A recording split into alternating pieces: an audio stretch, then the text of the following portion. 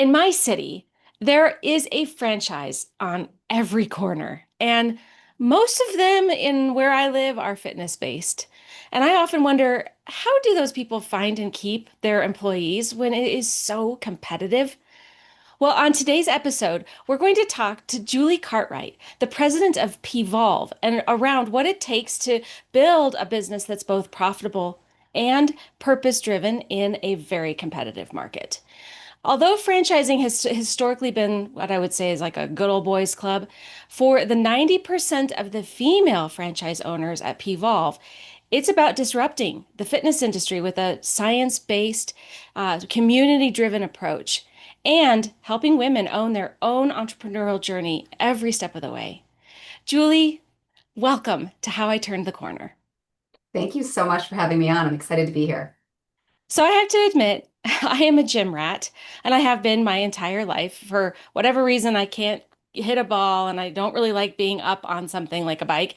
And so a gym has served me very well to stay fit. I would actually like to start this interview off a little different than I have some of my other interviews. And I want you to actually tell our listeners about Pvolve and like what is it about? Because I do think it's a really unique model and a really unique exercise model that I think people will be interested in. Yeah, no, I'd love to. I mean, first of all, Pvolve is a really new to market method. It combines functional movement, the way that you move every single day, moving in all three planes of motion instead of just like front, back, side to side, that really supports the way that you move every day. And we combine that functional movement with resistance-based equipment. When you combine those two, you can really get profound results. And those results are everything from a lifted butt and a really tight core and defined arms, which is awesome. But we actually care a bit more about the other results that we deliver, and that is everything from improved balance to increased muscle mass, which is so important, particularly for women, to better posture, less pain, and better function, really overall. And the way that we are so confident in saying that that's what we deliver is that we've got years and years and years of gold standard clinical studies, everything from muscle biopsies to MRIs on patients really practicing PVolve, and we've been able to clinically prove that out. So it's really exciting. The model shows up. I started the company with the founder back in 2017, and we started as really more digitally native. So we've got a global streaming service that it really serves a global audience, and you practice that at home at your convenience. And we also have live classes, and you oftentimes are using our proprietary patented pieces of equipment as you practice at home. But what's really exciting is that we didn't want to just deliver a digital audience, and we really opened up three studios in the US and decided to go the franchising model because we really saw what we were capable of, the founder and I, as women entrepreneurs, and we wanted to put women entrepreneurs in these locations because we knew that that would be the best representation of this in real life. So it's both studio and on demand, and they work together really to serve like a global audience. Oh, that's great. Well, and I guess too that the backing is there too from some pretty big influencers along the way who also really believe in this product. I don't want to be name dropper, but I'm a huge fan of Jennifer Aniston, and I guess she's really on board with this as well. Is that correct? Yeah, Kendra, she actually was a secret streamer for about a year. And her team reached out to us and we thought we were being punked, literally. Like we thought we were being punked. We're just like, let's not call that number back. And then we did. And she really asked to join the company. And it was just a dream. I mean, I'm still pinching myself. That was back in 2022. We've really grown our relationship with her. She is an active part of this company. And we're just so blessed because she's really using her platform and her megaphone to help people to better understand and believe in the fact that this is a way that you should move your body, even if it's in addition to some other things that you do. hmm That's great. Well, let's switch gears a little bit because the whole purpose for this podcast is to talk about how we handle our employees and how we create an environment where people are thriving. And I think in a franchise model, what's also a little bit even broader extension is then also how the customers or the consumers of the franchise experience the brand, which is sometimes a little bit harder for the franchisor to really create that culture from a distance, from headquarters through then the franchisees. So that's kind of how I want to talk a little bit about this because again, as a consumer of a number of different franchise or brands, I can definitely tell you there is a different experience walking into one fitness studio in Kansas City versus the exact same brand in Boulder, Colorado. I want to talk about why that is, and then what do you do about that? As someone who's founded this company, is this something that you think about even? So can we chat a little bit about that? Like what's on your mind around creating that sort of consistent experience from store to store, from studio to studio? Yeah, I mean, I guess I would answer that two ways.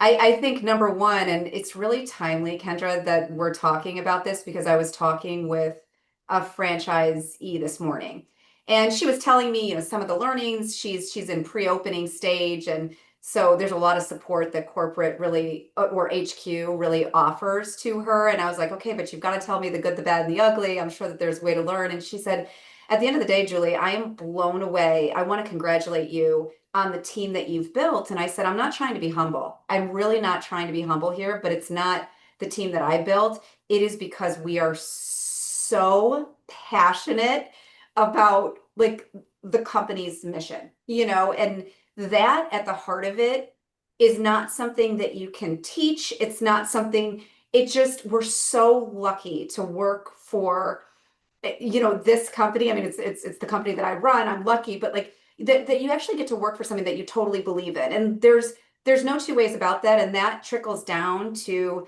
the franchisees and the teams that they're building. That is the thing that we're constantly reinforcing with our franchisees is, make sure that your sales coordinator to your trainer to your a cleaning team, anyone that's interacting with the customer or the member, make sure that they love this method because it will come through and it provides satisfaction for you to want to stay there. So first of all, that's one thing that I wouldn't even attribute to me. I would just attribute to this company and our mission based like approach. So that's number one. I think number two, I really think that when you think about the team that you want to build or the differences in your particular example, Kendra, of in Boulder, Colorado versus Chicago, where I live, and you walking into the same brand and it being slightly different,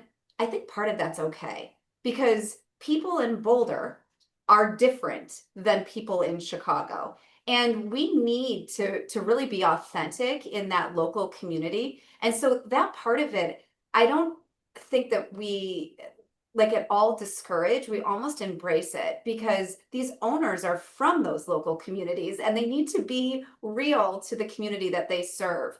I think that's number one. Number two is that we have a very strong QA process. Our training process is totally top notch because we care about this method. So the things that we are coaching these franchisees on, just like my example of making sure that your team is really practicing this method and that they're really understanding how powerful it is, I think just helps. So the consistency in how we serve the member, I think is pretty strong, but how like what the diverse approach is based on the like local community, I think can be very different.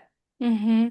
Yeah, that's a great point because you're right. You do want to serve your local community, and when the customers we typically serve are small businesses that are less than 200 employees that are trying to create this environment where people are thriving, and they usually only have one, maybe two locations, and then the ones that get larger, I do notice that there becomes a little bit more of a difference in terms of behaviors, which is Mm, sort of what you're alluding to, yeah, as the department between departments, because each sort of head of department is going to have a different way of showing up in the world than in a small business where they're really close to maybe the CEO. So that actually does make a lot of sense that you would see kind of location by location a little bit different. So thank you yeah. for kind of pulling that out because maybe I'm a bit judgy about that. No, I mean, as long as the brand shows up, with the same approach so that it delivers the clinically backed results, I think that's critically important. And that Hmm. there's like an identity to the brand, but the personalities inside should be authentic to that local community. Yeah, you're right.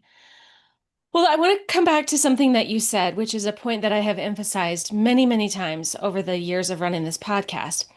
You said that it's really important that everyone on the team is behind the methodology and that they believe in it. And I really want to call out that that is actually right now one of the top things that people need from a job to be happy is they've got to believe in either the work that they're doing or believe more broadly in the organization itself.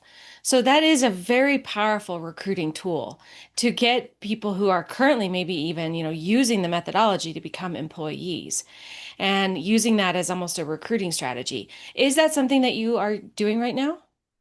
I don't think that we use it as a recruiting strategy. I think that it automatically happens. We have Okay. outreach on a daily basis of these rabid fans globally that are like, just keep me in mind. I would love to join, your crusade. So that is awesome. I think that, in addition to that, I think that when I am interviewing somebody and, kind of trying to understand their background, I think you can get very quickly, the type of person that they are, and we very much encourage them to try the method, to give us feedback on that. And so I think it's part of the interview perhaps, and it's definitely part of retention of team members, for sure, because they just like love this method and they want to practice it more and more. So that's, I think, where we're at. That's great. I love the term that you used of rabid fans. Yeah. It's interesting because I don't struggle to hire either. I mean, I have people who reach out to me at least a few times a month saying, "Hey, can I talk to you about what you're doing over there at Turning the Corner? And, if you're ever hiring, someday I might be interested." I'm very deliberate about keeping those people on a list because when I grow, I would much rather have a rabid fan than a random stranger, interested in joining the team. Now, we still run them through a very specific interview process to make sure that that's, not only are they a fan, but they're also going to be a great fit for the job. But Yeah. it's such an easier way to recruit when you think about your brand. And a lot of employers aren't even like describing why they're a great employer on like their website. And so, so that's just a lost opportunity, I think, for a lot of folks that again can be a little page out of the franchise book because you're already doing that with the people that are the consumers of your product. Yeah, and I think that you bring up a really interesting point, Kendra, too, is that like in a way you're also interviewing the franchisees as potential owners of this concept that you've built. So I think that in that particular regard, yes, I love it. And 95% of our owners were rabid fans and are rabid fans. But I think you are looking for more than that too. So it's similar to what you just said, where you also run them through a thorough interview process. That alone isn't gonna cut it. You definitely have to have these other characteristics that make you sort of like uh, someone that's going to be successful at this. Hmm. Oh yeah. Oh yeah. It can be actually quite a double-edged sword if you're not careful because a lot of organizations that do have a really strong mission and people do want to work for that kind of company and that kind of mission, will often forget that it's also a job and they have to do the job. Exactly. Yeah, Yeah. which is why we have to interview for that. So yeah. Well, let's switch gears a little bit and then talk about, and I'm curious to see how if your franchisees actually see a difference in their profitability with a focus on the people and on the teams that they're bringing in. Have you noticed that across the different locations? 100%. I mean, the trainer alone, the trainers that you have inside your four wall for Pvolve is so critically important to your success. I mean, the way that they are making relationships with the members, the way that they're supporting the members throughout their journey, the way that they're teaching class, the way that they're showing their personality, that is so, so, so important. They are one of the most important people in making a successful location.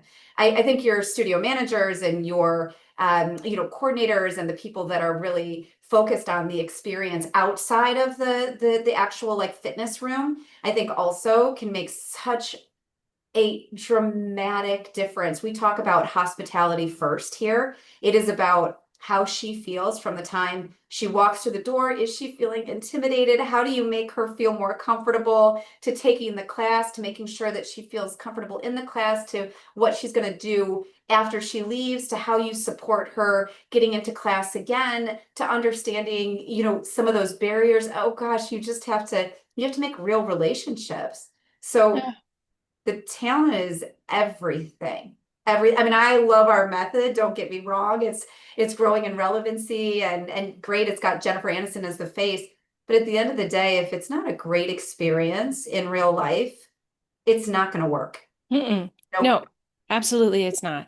And how we've translated that into a part of an interview process is actually thinking more about the behaviors you expect from, from the different leaders and from the frontline workers, whoever it might be. And I'm kind of using generic terms just because our Yeah. listener base is so broad. But how the customer experiences those people is often overlooked.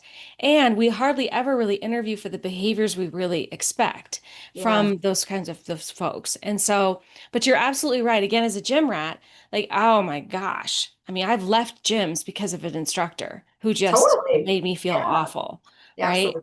Yeah. And I've stuck to gyms that were maybe too expensive because of instructors too, Yeah. And so, yeah, no, such a key part. And yet find that it is so rarely talked about in your normal corporate environment. We rarely tie the performance and the kind of experience that people have with our frontline workers back to the bottom line. And that's Yeah. another reason why I love working with the franchises because you won't survive without that. You can't open a studio if you don't have members. No, Yeah, completely. Or you'll get members and then they will leave quickly. right, And right. word of mouth in that local community is worth its weight in gold. And you have to make sure that you've got ambassadors and people that just want to fly your flag, and talk about it. I think what's interesting with us at HQ is that we've got frontline workers there too. The people Hmm. that work our customer service, because we've got an entire global digital audience and an e-commerce supply chain. So how we're interacting with that member is very important. And our customer service team is on the front line of that. So they directly contribute to our bottom line. They are not just these people that are like answering the phones and typing out emails. They're critically important to our growth. So uh, that is, I mean, I think it extends even outside of the franchisees for sure. Yeah, yeah. Well, so now let's talk a little bit about then the actual studio managers and the franchisees and how, what is the value proposition for them to engage and become, to become an owner? Oh gosh. I mean, I'll tell you, and maybe this sounds soft, but this is what the reality is that they are looking to impact their community in a really positive way. So they know the importance of fitness and moving your body in a way that helps you to have a greater health span versus just a lifespan. So like to live your life and to go about the things that you love for as long as you possibly can. So again, it goes back to sort of our mission. I think that's really important. That's what they want. I think at the same time, there is in franchising you wanting to be sort of your own boss and to really lead your own destiny, but also have like a real plan around it, which is what franchising is, and a support system of other people that have done that exact thing, a real community of other owners. So I think it's that, and hopefully it's to make money too, absolutely. But I think the first two is really what leads the people to come in is that they want to be more in control of their own destiny, be their own bosses, but then do something that they're really proud of in their community, which is Hmm. awesome. Hmm. Yeah, and I think, I mean, what I've noticed over the years of working with lots and lots of CEOs, is there, it usually comes when you ask them what they really want out of their businesses, it'll come down to we used to say three things and now I'm saying four, but it comes down to profitability, so making money. Also comes down to having a little more ease in just leading. Like what they really want is more ease. If they can Mm, find ways to just have leading not be so hard, that is a wonderful thing. And also they want to have more fun and just like not have it yeah. just be hard. And then the last piece is knowing that they have the team that they can count on to help them weather whatever thing it is that is going to be, not go well or go well. I mean, growth is just as hard, I think, as decline is. Mm. But when you know you have the team you can count on to help you, that is a huge, huge game changer for people. And I think I see this fail a lot in franchises Yeah. because headquarters gets too far away from what's happening.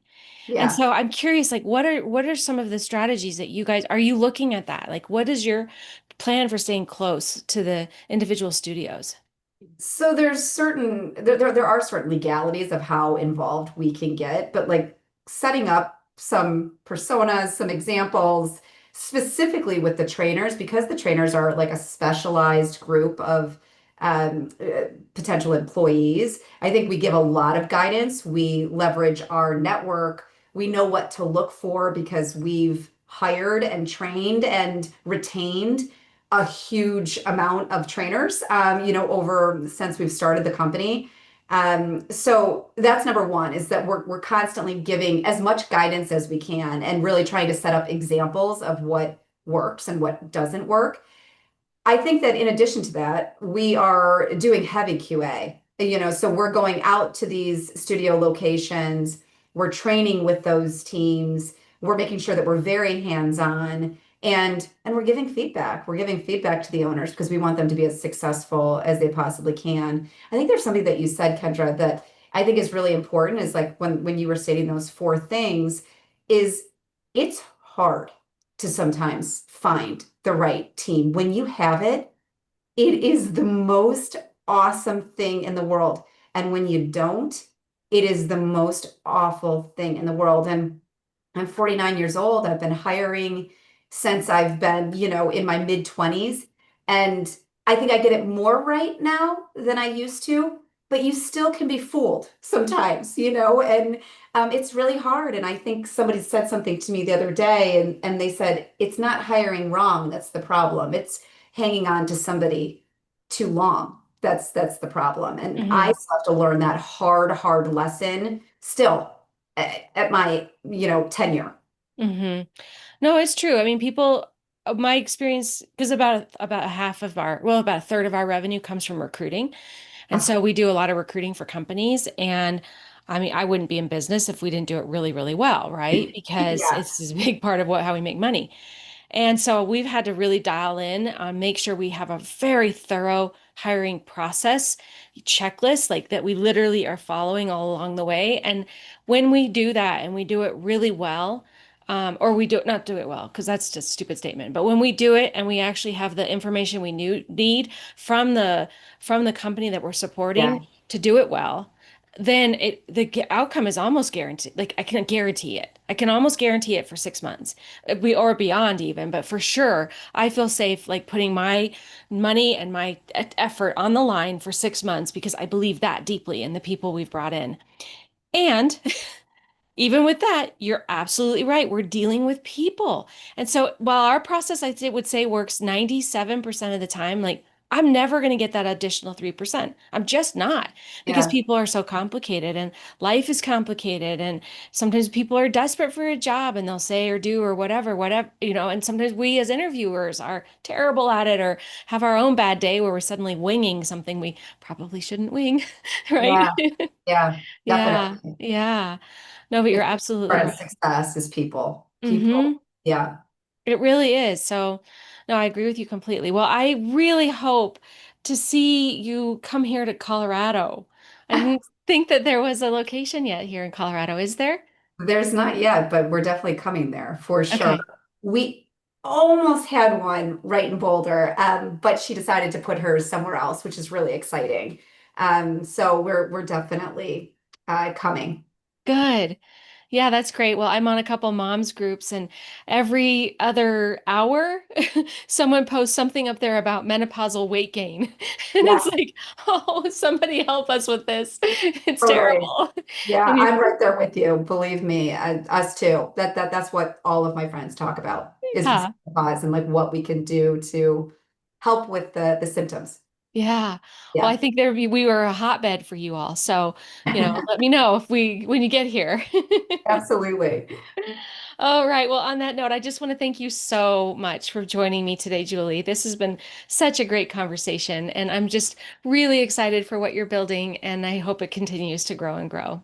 Thank you so much, Kendra. I really appreciate it. I loved this.